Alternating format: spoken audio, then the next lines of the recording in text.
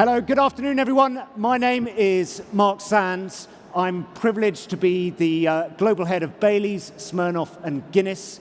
And I want to talk to you about making beer, which may seem a little bit odd at the Web Summit, particularly because I'm going to talk about where we got it wrong making beer. But the reason that I want to do that is that we had to change the culture of how we make beer and also the culture of how we communicate with our consumers to respond to the disruption of our industry from both digital and from craft beer. And this is the story. So Guinness is an iconic brand. There is no other beer that looks like it or tastes like it. And there's something that's embedded in our DNA about being a bit different like that. So on every brief that we write OGCD, which stands for, is this an activity that only Guinness could do?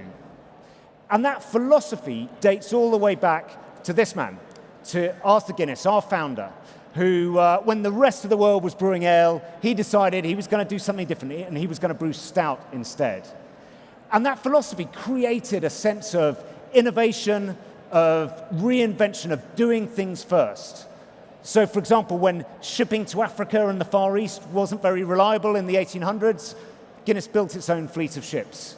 Guinness built the first skyscraper in Europe, which is where my office is today. We created how to make that creamy head that sits on top of a pint by using nitrogen, which is something that craft beer in America is now really fond of. And we also figured out how to make draft beer in a can using a widget. And that last one, it was about 25 years ago. In 1992, we won something called the Queen's Award for Technology for creating the widget. In that year, 1992, the thing that came second was something called the internet. And I suppose roll on 25 years, the internet has become relatively useful. But it's still not kind of Guinness in a can, is it? And this spirit of innovation came into our marketing as well. When the first marketing team came to our managing director, a guy called Rupert Guinness, and they probably weren't a marketing team, in fact they were brewers at the time, and said, okay, it's time for us to do some advertising for the first time. Rupert was a little bit unsure, and he said yes with a standard that the quality of our advertising had to be equal to the quality of our beer. It laid down a sort of expectation of quality. We took this into our marketing, so when new media came about, we made sure that we innovated quickly. So we were in the first ever commercial TV ad break, and we kind of learned how to use that medium, and we got really good at making ads. I was the young assistant brand manager working on Guinness in Great Britain in the late 90s when we made this ad called Surfer, and it was voted the best ad of all time in the UK. But there was a problem with this. So remember what Rupert said, it's about advertising and beer. And the thing is, we got so good at making ads, we thought we had this model cracked. But actually what was happening was that for some of our consumers, the quality of our advertising was actually now exceeding the quality of our beer. So you had this thing which no other beer brand has, that people love the ads, are happy to wear a Guinness t-shirt, but don't necessarily drink the beer. And that's not all bad. You know, it shows the closeness of the relationship that they have with Guinness. But it's not really what we want. We don't want to be an advert maker and a t-shirt producer. We're a beer. And where this became particularly important was when the beer market started to evolve. People became way more interested in how beer was made, who was making it, what were the ingredients, and started to look for beer with more flavor and more stories. And Guinness should have been there. But we were so obsessed with making the perfect pint and making the perfect ad and doing it behind closed doors that actually when that happened, we were distant. We were kind of monolithic, on a pedestal, and out of touch. And we had to go back and change. And that change started from looking back looking back into our history and looking back into the truths of what Guinness was all about. And we've actually had an experimental brewery on site in our brewery in Dublin for 100 years. It was super secret. My security pass did not get me access into this brewery.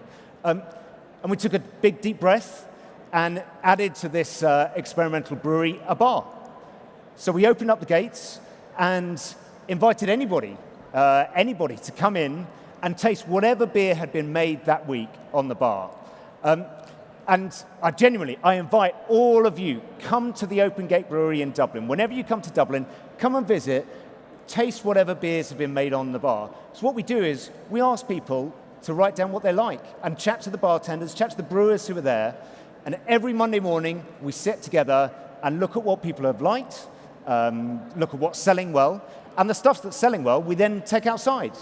First to 100 or so pubs in Dublin, and then if it works there as well, we launch nationally and internationally. But by association, there's also loads of beers that never leave the gates of the brewery. And that's the critical thing, that by creating a safe space for experimentation and innovation, it didn't matter when we got beers wrong that people didn't like. And the result of that was suddenly our brewers were able to push the boundaries way further than they had before. And we learned that some of the tram lines that we had in place actually shouldn't have been there. And not only did it add more energy into our beer and our brewers, it fundamentally cast open the doors of innovation for us. And remember, back to Rupert. It's about the beer and about the advertising. And having changed the culture of how we made beer, we had to do a similar journey for how we communicate with consumers. So we started with the same principle. We went out to listen. So working with our partner RGA, we listened to what consumers were talking about with beer online. And we were really surprised to find that the biggest individual chapter of conversation about beer was beer and food. This was something that Guinness hadn't spoken about for years. So we took some baby steps and started to partner with interesting people who worked in food and measured the response to the work that we were posting. Bit by bit, started to open up our connections in food. And we realized that for us to have a credible position with beer and food, we were going to have to do this through experiences, by creating amazing Guinness and food experiences for people to enjoy. And we teamed up with an amazing food festival from London called Meatopia, taking them outside of the UK for the first time, and held an amazing Meatopia and Guinness experience in the brewery.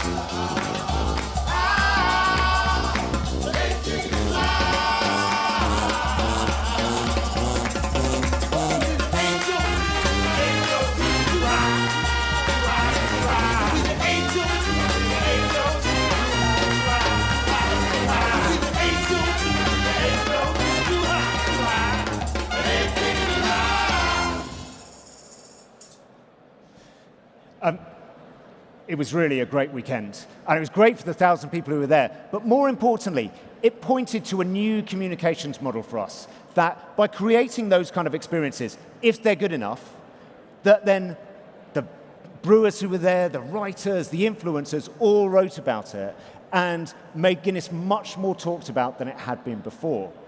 And this tapped back into something that we'd seen when we were listening, that some of the spikes of conversation about Guinness came from our celebrity drinkers that we have. We're really lucky that we've got a number of very passionate people who love Guinness around the world. And so, for example, when David Beckham cooks with Guinness, when Beyonce has a pint, you kind of see the response to that of people talking about it. And we then invited some of the people who would come and visit us in the brewery and thought about making experiences for them. So Game of Thrones actor Jason Momoa, NFL star JJ Watt, when they came to visit, we brewed a beer specifically for them. We designed a label specifically for them. It was an experience like there were 10 people in the room when we gave it to them. So it was small. But it was such an experience for them that they then posted about it on their channels. Them posting about it was then picked up by online media, which was then picked up by offline media. Those 2 visits reached over 500 million people around Guinness. And it made Guinness talked about by more people in more occasions and in a different context than before. We're trying to fuel this now by continuing to experiment. So we're using VR to help make beer taste better. We're trying to use AI to build a way that our salespeople, employees, and consumers can tell whether their pint has been poured perfectly.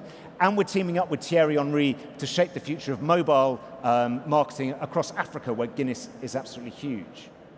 And all of these aggregate together into our new comms model alongside our traditional advertising. Somebody sent me a message when I was here yesterday saying, traditional advertising is dead. And my take on that is traditional advertising is not dead. Traditional advertising is alive and well. Traditional advertising, by which I mean making amazing films to communicate our purpose, to talk about beer made of more for people made of more, that we then try to reach as many people as possible, that is alive and well. And in fact, what we have seen is that our return on investment has gone up since we've been able to spread those campaigns across different channels and different formats, provided we're using it in the right way to work in those formats, such as when we launched our most recent campaign across Ireland and the UK. In Compton, you join a gang, or you find another way to survive. You gotta make your own path. A lot of horses around here are throwaway horses. My horse was headed to the slaughterhouse when I got her. We nursed them, catered to them, and bring them back to life. I think maybe, did I save the horse? Or did the horse save me?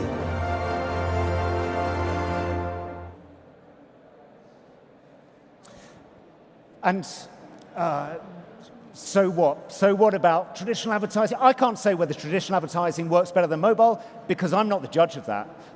What we do is use those channels and measure which of them are most effective, because each of them's got a different role to play, and it's how they play their complementary roles together that determines whether or not it's going to work. And add this all up, what has this change of culture done for Guinness? Well, changing the culture of our beer has quadrupled our sales from innovation over the last 3 years. And changing the culture of our communications has taken Guinness from nowhere to be the second most talked about beer brand in the world. We're just a tiny point off number one. And yet, despite being massively outgunned in terms of the amount of spend from each of those brands, and you can tell what our goal is. And my learning from this is that it's not about trying to create the perfect pint or the perfect ad and doing that behind closed doors. It's about creating an environment where experimentation and failure are encouraged, provided that they are in pursuit of doing things that only Guinness can do. Thank you very much.